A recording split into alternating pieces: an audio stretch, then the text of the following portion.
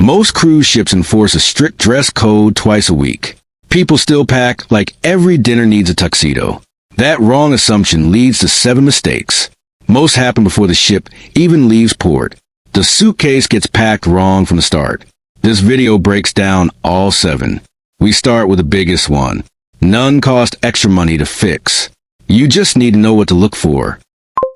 Number 1. Assuming every night needs a dress code. Most cruise lines schedule 1 or 2 formal nights. That's on a typical 7-night sailing. The other nights run on casual rules. Pack an entire suitcase of formal wear. You waste both luggage space and money. You'll also stay overdressed most evenings. The ship stays relaxed most of the week. Check the daily planner in your cabin. Do this before deciding what to wear. That sheet tells you which nights need dressing up. Most sailings mark casual nights clearly. They suggest plain resort wear instead. A collared shirt clears that bar easily. A simple sundress works just as well. First-timers often bring 4 formal outfits. That's for a single 7-night sailing.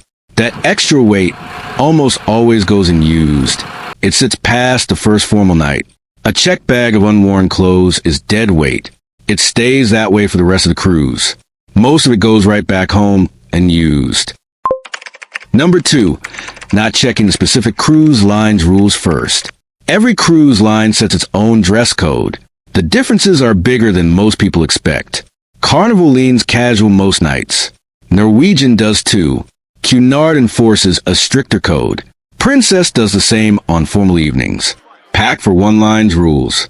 Board a ship from a different line. Real problems show up fast that way. Prepare for a relaxed line. You might end up underdressed on a stricter ship. Check your specific cruise line's website first. Do this before you pack a single bag. It takes just a few minutes online. The policy sits under dress code or what to wear.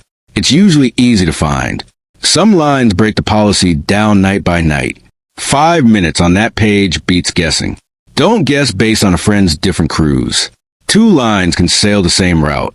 They still run completely different dress rules. One trip could feel formal, another totally relaxed. Book based on price alone. Skip checking the dress policy. This exact mismatch is what happens next. A budget cabin still faces the same dress rules. A suite does too on a formal line. Cabin category has nothing to do with dinner dress code. A cheaper room follows the exact same rules. Price has nothing to do with dress code at dinner. Number 3. Skipping dinner instead of using the casual option. Some people forget about formal night. Others just dislike it.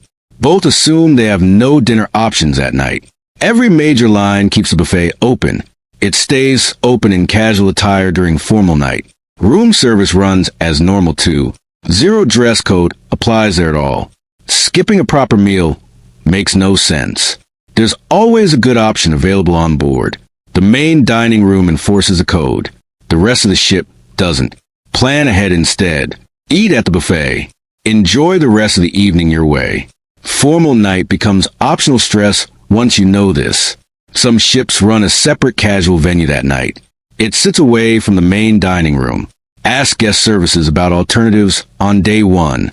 You'll avoid any last-minute scrambling that way. Room service delivers the same menu that night. It matches what the dining room serves. Eating in pajamas is a completely valid plan. Watch a movie instead if you want. Nobody tracks who skips the dining room. There's no real downside to opting out. Do whatever feels comfortable that night. Number 4. Renting or buying formal wear you never actually need. Formal night usually means a collared shirt for men. Dress pants work fine too. It rarely means a full tuxedo. Sundresses work fine for women. Nice separates work just as well. That's true on nearly every mainstream line. Check your specific line just to be sure. Rent a tuxedo package for this. Buy a new gown instead. You'll likely overspend for nothing either way. Read your cruise line's actual definition of formal first. Do this before booking any rental service. Most lines use the word formal loosely. It's nothing like a black tie wedding on land. A dark suit works fine. Nice dress pants with a blazer work too. That usually satisfies the requirement without any rental. Save the tuxedo rental for photo lovers only.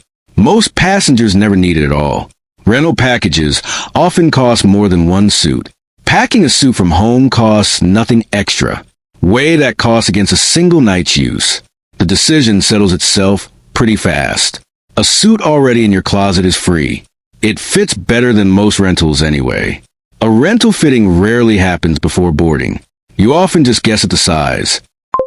Number 5. Ignoring stricter rules at specialty restaurants. The main dining room code doesn't always match specialty rules. Steakhouses enforce a stricter code sometimes. Upscale venues do too, every single night. Dress casually for the buffet. Show up at a specialty reservation instead. You can get turned away right at the door. That mistake surfaces at the entrance. It happens in front of other guests. Check the specific dress code first. Do this when you book the reservation. A collared shirt covers most requirements. Closed-toe shoes cover the rest. Some venues post exact expectations clearly. Others only mention it if you ask directly. Look at the booking confirmation email. Read that email before dinner. Skip an embarrassing walk back to change. A 5-minute check saves that whole hassle. Specialty restaurants enforce rules more consistently. The main dining room doesn't do this as tightly. Smaller seating explains that consistency. A more controlled atmosphere does too. Booking a specialty dinner is already an upgrade. The dress expectation follows that same logic. Treat the whole evening as a step up. Dress a little nicer than a regular night out. Number 6. Not planning for a rescheduled formal night. Rough seas can push formal night to a new date. A last-minute itinerary change can do the same. Pack your formal wear for the printed schedule. You might miss the actual date once it shifts. That formal outfit ends up unused. Or it gets scrambled together at the last minute. Check the daily planner every single day. Don't trust the schedule printed before you sailed. Crew members announce any formal night change early. It shows up on the ship's daily bulletin. A quick daily habit prevents wasted outfits. It saves you a scramble on the wrong evening. Check the planner over morning coffee each day. Weather changes happen most on open ocean crossings. Repositioning routes see this often too. Those sailings deserve extra planner attention each morning. A rescheduled formal night often moves to a sea day. It rarely lands on a port day. That makes sense once you think about it. Guests are already dressed and on board that day. A weather shift is easier to plan around. A canceled port stop is not. Keep that difference in mind while packing. Plan for the more likely scenario. Number 7. Wearing banned footwear into the dining room. Flip-flops get turned away from the dining room. Swim shoes get turned away too. Bare feet do as well. That rule applies beyond formal night. Casual nights follow the same rule mostly. Walk straight from the pool deck to dinner. This rule is easy to forget completely. A quick stop at the cabin fixes it. Change your shoes before heading to dinner. Closed-toe shoes clear the dress code easily. Simple sandals with a backstrap work too. Pack one pair of dinner-appropriate shoes. Keep them separate from pool shoes. A lightweight pair that folds flat helps. It takes up almost no suitcase space. That one addition prevents most rejections. It's a small fix with an outsized payoff. Worth doing before you even leave home. Sandals with a closed front pass inspection easily. Flip-flops remain the most common rejection reason. Staff rarely make exceptions at the door. That's true even for guests who simply forgot. Bring a backup pair just in case. A second pair takes up almost no room. Formal night causes more packing stress than almost anything. Most stress comes from guessing instead of checking. Check the daily planner first. Confirm your specific cruise line's actual policy. Pack light on formal wear unless you know you need it.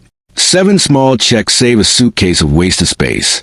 They save an awkward moment at the door too. None of these mistakes need expensive fixes. A little research before departure day is enough. Most of it takes just a few minutes total. A 10-minute policy check prevents every one of these. That one habit helps your cruise wardrobe. It helps more than any packing list could. Drop your own dress code story in the comments below. Share this with anyone packing for their first cruise. Someone booking their first sailing needs this list. They need it before they overpack completely. A lighter suitcase starts with one short checklist. A calmer formal night starts there too. That checklist takes less time than this video. Pack smart once. Formal night stops being something you dread. It becomes just another easy evening on board. One less thing to worry about on your trip.